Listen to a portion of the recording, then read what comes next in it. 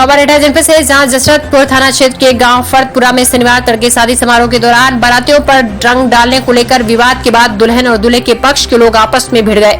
दोनों पक्षों के बीच जमकर लाठी डंडे और हथियार निकल आए। फायरिंग में दुल्हन की बड़ी बहन की मौत हो गई, उसकी आंख में गोली लगी थी। एक युवक भी गोली लगने से घायल हुआ है। लाठी की चोटों से वर पक्ष का एक युवक घायल हुआ है। घटना के बाद दुल्हन विदा नहीं हो सकी। बवाल के बाद गांव में पुलिस फोर्स को तैनात किया गया है।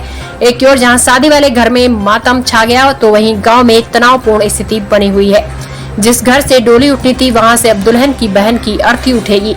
शादी की खुशियां मातम में बदल गई हैं। जानकारी के मुताबिक गांव फर्दपुरा निवासी राधेश्याम ने अपनी बेटी ललिता की शादी फर्रुखाबाद के थाना फतेहगढ़ के गांव मेहरुपुर निवासी राजकुमार से तय की थी। शुक्रवार को दूल्हा राजकुमार बारात लेकर आया। धूमधाम से बारात आई।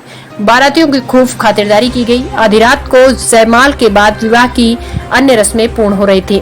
तभी बारात में आए कुछ अराजक तत्वों के द्वारा एवं उन्हें उनके सगे रिश्तेदारों के कारनामों में संलिप्त गतिविधियों में संदिग्ध परिस्थितियों में शक हुई और बातों ही बातों में विवाद इतना बढ़ गया कि दुल्हन की बड़ी बहन की गोली लगने से घटना स्थल पर ही मौत हो गई तथा कई लोग घायल हुए। आनन फानन में जैसे तैसे रस्म अदायगी पूरी हुई, लेकिन सारी खुशियां काफूर हो गई। समाचार लिखे जाने तक मौके पर पुलिस बल तैनात थे और दोनों पक्षों को थाना स्तर पर बिठाकर कानूनी कार्रवाई कर शव की पंचनामा कार्रवाई पूर्ण कर पोस्टमार्टम के लिए जिला मुख्यालय जनपद एटा भिजवा दिया गया।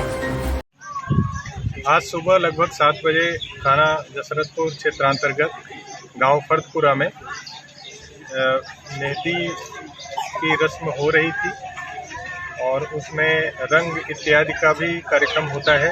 उसी दौरान जो लड़की पक्ष के हैं उसमें कुछ रिश्तेदारों में वाद विवाद हुआ, जिसके परिणाम स्वरूप फायरिंग की घटना हुई, जिसमें एक महिला की गोली लगने से मृत्यु हो गई है तथा एक व्यक्ति घायल बताए गए हैं।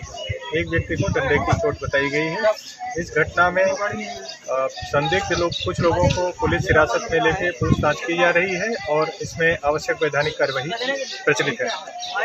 ये लोग दे रहे हैं और पुलिस ने जितने भी संदिग्ध अपराधी थे कई लोगों को पूछताछ के लिए हिरासत में लिया है और संदिग्ध स्थानों पर तलाशी और छापेमारी की कार्यवाही अभी चल रही है।